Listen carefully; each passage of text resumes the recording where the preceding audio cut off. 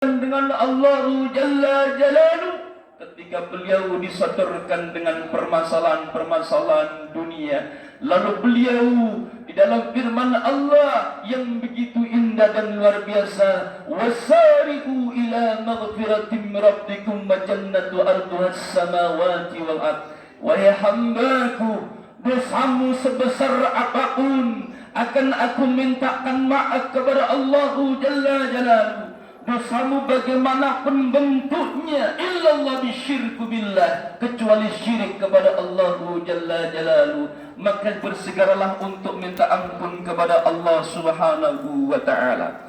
Maka ampunan ini pasti diampuni oleh Allah. Pernyataan Allah, firman Allah di dalam Al-Quran, innallaha ghafurur rahim. Sesungguhnya Allah Subhanahu wa ta'ala Maha dari segala Maha pengampun dari hambaku. Hambaku berbuat dosa, aku lihat dan aku tunggu tobatnya untuk bersegera menuju majlis Allah. Ketika taubat itu sudah terbuka lebar-lebar, akhirnya di penghujung Ramadan kita disodorkan dengan nilai yang disebut dengan Aidul Fitri, kembali kepada kesucian, kebersihan. Maka syarat mutlak tidak cukup kita hanya berhubungan dengan Allah, berhubungan dengan hadani, saling mengucapkan mohon maaf lahir dan batin, seisi hati dan seisi kepala kita, pikiran kita, tidak ada dosa di antara kita. Yang ada adalah saling memaafkan antara kita bersama-sama. Allahu Akbar, Allahu Akbar, Allahu Akbar, walillahil hamd.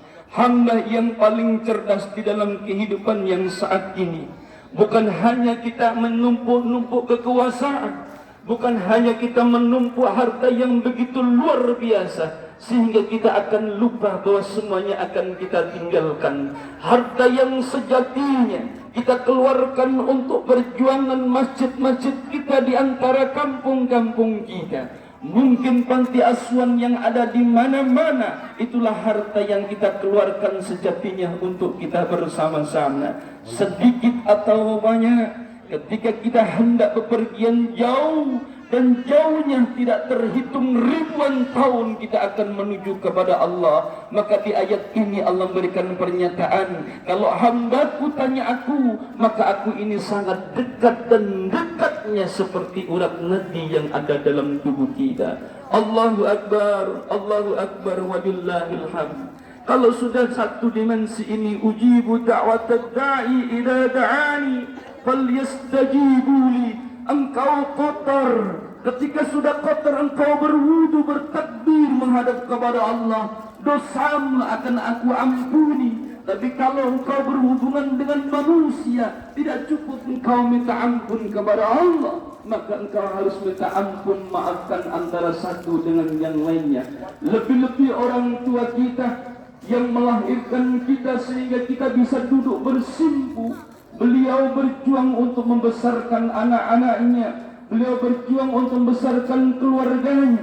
Bisa jadi yang saat ini masih hidup, bisa jadi yang saat itu sudah meninggalkan diri kita. Kita tidak peduli dengan pernyataan itu ziarah kubur adalah syirik, tidak ada kepedulian sama sekali. Yang penting kita tetap menyembah Allah. Yang penting kita bertauhid kepada Allah, tidak menduakan kecuali hanya Allah Jalla Jalaluh.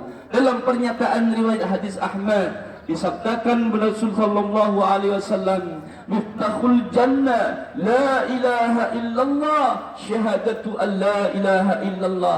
Hambaku bagaimanapun kesalahan kepadaku, ketika beliau tahu kunci surganya, kunci untuk masuk surga, yaitu menyaksikan tiada keesaan hanya kepada Allah.